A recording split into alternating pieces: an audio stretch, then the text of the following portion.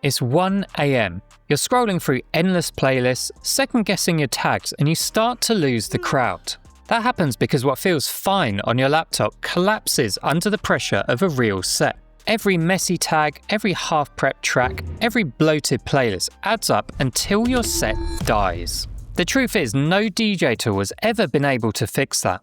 That's because it's not your tags that are broken, it's your system. That's why I built Library Dojo, tested with real DJs, with real libraries, and based on the hundreds of thousands of DJs who watch this channel to prove it works. In this video, I'm going to show you how Library Dojo helps you expose the hidden habits wrecking your sets, rescue your forgotten tracks before they disappear forever, and finally build a library that actually gets stronger as it gets bigger instead of crumbling. You already have a library system, even if you think you don't. It might be throwing it in Rekordbox and hoping for the best. Or it might be diligently adding cues, adding tracks to playlists, fixing grids, and so on.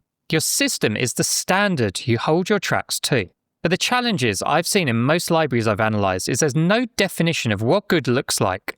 And even worse, there's no consistent way of applying it. That's exactly what the Your System section in Library Dojo solves. You no longer have to think about what to check. Library Dojo will show you exactly where the gaps are and then help you fix them. And here's the cool part, your system can evolve as you do.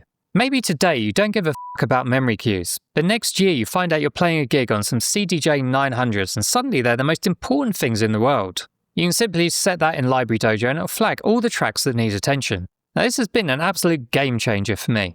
Even though I'm pretty good at prep, some tracks always slip through the cracks. But now I never get surprised mid-set again because I just check in every few days and it'll flag exactly what I need to pay attention to. Alright, I'm in, I've got my system set up, and I'm ready to rock. But based on some of the DJ libraries I've been testing Library Dojo with, I could be staring at a 40,000 track pile of chaos. So the real question is, where the hell do I start? That's why Library Dojo is built on the 5C method I teach on this channel. Crate digging, curation, categorization, creativity, and care. It's not about the boring stuff like file names, it's the full spectrum of what you need to make a library bulletproof. You remember those old text role-playing games where you could do stuff like open the door, look through my mum's pants drawer? That's where Library Dojo gets pretty crazy. Missions are like choose your own adventure. Instead of not knowing where to start, the app will give you suggestions for bite-sized tasks that you can nibble off to start leveling up your library one step at a time. For example, you might want to balance an upcoming gig playlist so it doesn't sound like an hour-long tech house loop. Or you find yourself with an hour spare and you want to upgrade some of your low bitrate tracks to higher quality versions. Each mission tackles a different part of your library system and it all ties back to that 5C method. That means you're not just mopping up mess, you're actively leveling up those 5 things that will give you a bulletproof and strong library long term. Here's one the beta testers and I have been loving. It's the Orphan Tracks mission. It'll basically find tracks which are not in any playlist. Orphan tracks are kind of annoying because they float around in your library on the off chance you might pick them, but they're never actively planned into a set. Finding these would take hours to do manually in Rekordbox.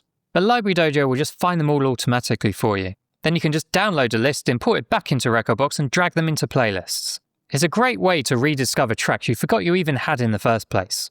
Now there's loads to talk about in here, but I just want to show you one other thing that's massively been helping me step up my game.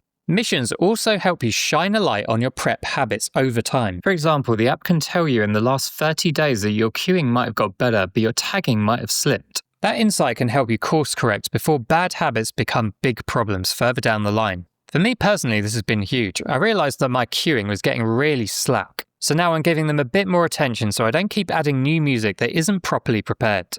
So missions keep your library improving week by week so you don't feel like you're putting out fires between every set. But before we go any further, I should probably tell you where to find this thing. Now I'm English, which means we don't like talking about money, selling stuff, or how we invented drum and bass. Actually, we do like talking about that last one. But if you want to check out Library Dojo, you can head over to librarydojo.com. You can read more over there, and there's a free trial that you can cancel at any time, so you can give it a try. Any money from this goes right back into making the tool and this channel better. Hard to believe, I know. The link's in the description. And before I hate subscriptions guy shows up in the comments, I pinned an FAQ down below explaining why. But defining a system and running the occasional mission only solves half the problem. There's another side to your library that can completely trip you up if you're not looking for it. But until now, it's been almost impossible to spot it. That something is you. But more specifically, it's the unconscious behaviors and habits that shape your music and your sound without you even noticing. It's the samey 4A dance floor tracks you keep adding, the overused artists, or the way you set your cues in exactly the same place every time, meaning you do the same blend over and over. Over time, these patterns can start influencing your sets as much as your actual music. Library Dojo can help you spot these patterns so you can take back control from yourself. It's called Library Sensei. I think of it like a guide, watching over how your library is growing, what you're moving away from, and what you're moving towards. It then reflects those patterns back to you so you can take action. And I can't be sure, but it might be watching me in the shower as well. I didn't think I was going to love this as much as I do, but it's been fascinating seeing the weird habits that I've been slipping into over time. For example, the sensei noticed I was always bunching up my cues at the start of a track, but cues I had later in the track were all over the place. That blind spot was limiting my transitions without me even realizing. Once I saw this, I've actively started adding cues at different points in my tracks to open up some more creative transitions. And I never would have spotted that without this tool. No matter how much prep you do, you always feel like you're behind and you're never making any progress. That's the mindset I wanted to break, which is why I built Paths.